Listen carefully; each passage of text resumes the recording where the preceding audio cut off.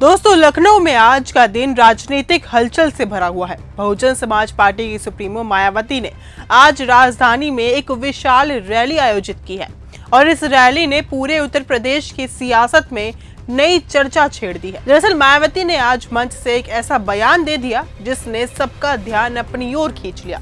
उन्होंने खुलकर मुख्यमंत्री योगी आदित्यनाथ की सरकार की तारीफ कर दी है। मायावती ने कहा कि हम वर्तमान राज्य सरकार की बहुत बहुत आभारी हैं। उन्होंने ये बात किसी औपचारिकता में नहीं कही, बल्कि पूरे तथ्यों के साथ बताई है कि आखिर क्यों उनकी पार्टी भाजपा सरकार की शुक्रगुजार है। मायावती ने कहा कि जब बसपा की सरकार थी तब काशीराम स्मारक और अन्य स्मारक स्थलों को बनाने के साथ ही उन्होंने एक व्यवस्था लागू की थी कि जो लोग इन स्थलों को देखने आएंगे उनसे टिकट शुल्क लिया जाएगा और वही पैसा इन स्मारकों के रखरखाव में इस्तेमाल किया जाएगा। लेकिन मायावती ने मंच से बताया कि जब समाजवादी पार्टी की सरकार आई तो उसने उस टिकट के पैसे को रोक दिया, उसे दबा कर रख लिया और इन स्थलों की मरम्मत और रखरखाव पर कोई पैसा खर्च नहीं किया। उन्होंने कहा कि इस वजह से ये ऐतिहासिक स्थल जो बाबा साहेब भीमराव अंबेडकर की और काशीराम जी की विचारधारा के प्रतीक है, उनकी हालत खराब हो गई थी। मायावती ने आगे कहा कि उन्होंने इस मुद्दे पर मुख्यमंत्री योगी आदित्यनाथ को लिखित पत्र भेजा था।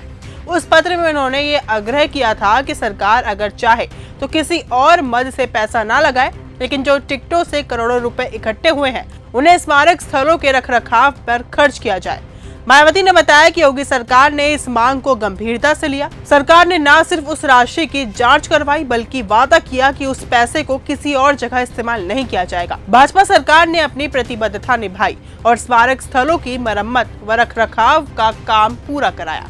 उनका ये बयान आते ही राजनीतिक गलियारों में हलचल मच चुकी है। कई राजनीतिक विश्लेषकों का कहना है कि मायावती का यह बयान आने वाले विधानसभा चुनावों से पहले एक बड़ा राजनीतिक संकेत हो सकता है, क्योंकि मायावती ने जिस तरह योगी सरकार के काम की सराहना की है वो किसी राजनीतिक रणनीति का हिस्सा भी माना जा रहा है। तो वहीं आपको बता दें कि मायावती की इस रैली में भारी भीड़ उमड़ी हुई है। पूरा लखनऊ नीले रंग के रंग में रंगा हुआ है।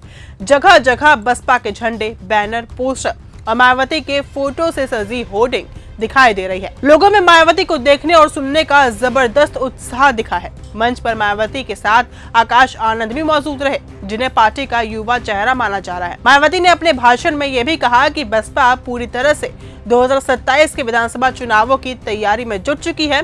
उन्होंने दावा किया है कि इस बार बसपा किसी की कमजोर पार्टी नहीं बल्कि निर्णायक पार्टी बनकर उभरेगी और अगर जरूरत पड़ी तो वो किंग मेकर की भूमिका निभा सकती है। इस रैली को बसपा का शक्ति प्रदर्शन कहा जा रहा है, लेकिन मायावती का ये बयान कि वो योगी सरकार की आभारी है, यूपी की सियासत में अब एक नया समीकरण भी खड़ा कर रहा है, क्योंकि राजनीतिक पंडित अब सवाल पूछ रहे हैं कि क्या मायावती भाजपा के साथ किसी नए राजनीतिक समीकरण की ओर बढ़ रही है या फिर ये सिर्फ एक शिष्टाचार भरा बयान है। जो भी हो, इतना तो तय है कि मायावती का ये रुख आने वाले चुनावों से पहले कई दलों की राजनीति पर असर डालने वाला है। फिलहाल इस मामले में सिर्फ इतना ही। देखते रहिए न्यूज गंगा। नमस्कार।